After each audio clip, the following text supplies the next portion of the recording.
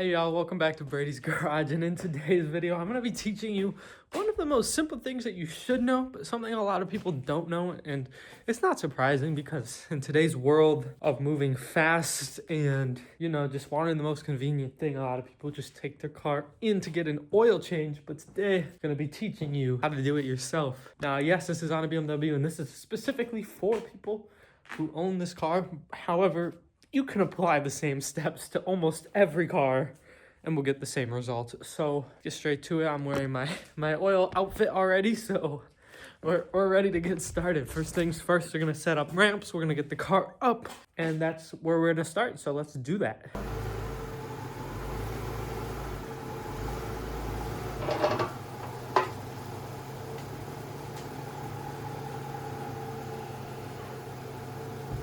First thing you should always do when starting your oil change is open the oil cap.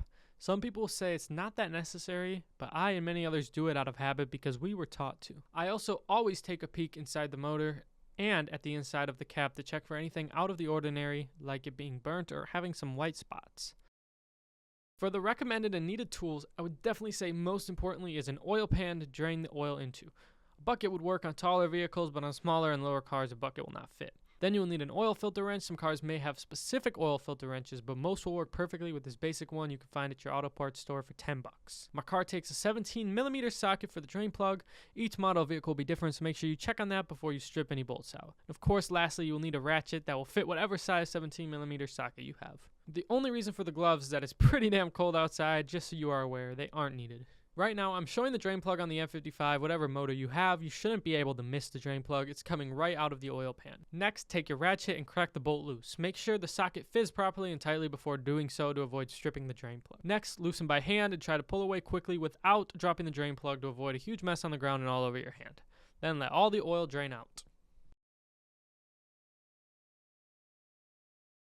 Here's the drain plug. As you can see, mine and many others will have a washer on it called the crush washer. Some will have a rubber seal. If that's the case, make sure it's in place, and that's all you need to do here. But cars with washers like mine and your new oil filter box will be a brand new crush washer. Make sure to fit the new one before putting the drain plug back in. Next, locate and identify your oil filter.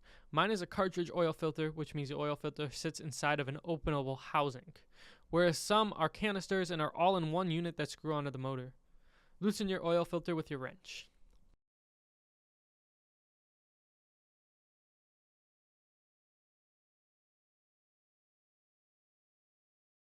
You may notice if you are familiar with this vehicle that my oil filter housing cap is actually broken. Not sure when it broke, but sometime in between the last oil change and now. The oil filter on this car is meant to come out with that cap I just removed. This means I will be needing to make a quick trip to the local parts store since the dealership is closed since it's Sunday. As you can see, with all the wind and having to leave the car, a little mess was made, but hey, it's not the worst accident I've had working on a car. Now the next step I am doing is putting the drain plug back in now that the filter is removed. You should always remove the filter before doing this, since it can help drain out any oil left behind, but I'm not fully tightening it down yet. And here on this housing cap, you will see two gaskets. Each of them has a designated place in the cap that they sit.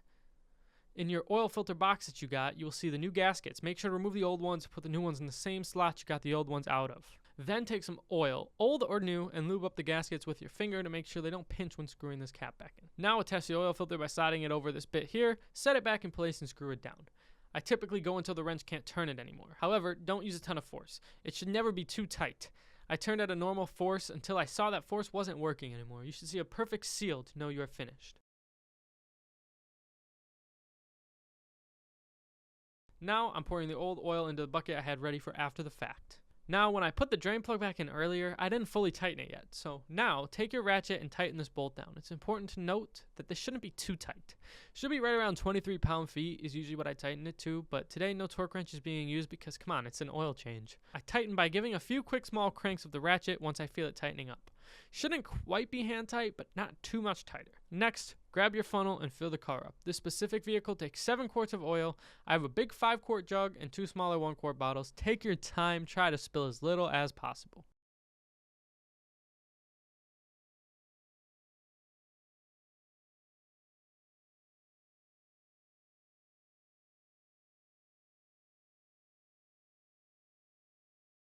Alright, so you just watched the whole video, and if you're here, I really appreciate that if you made it to the end of the video. There's one thing I would like to note here real quick. Everybody does it differently.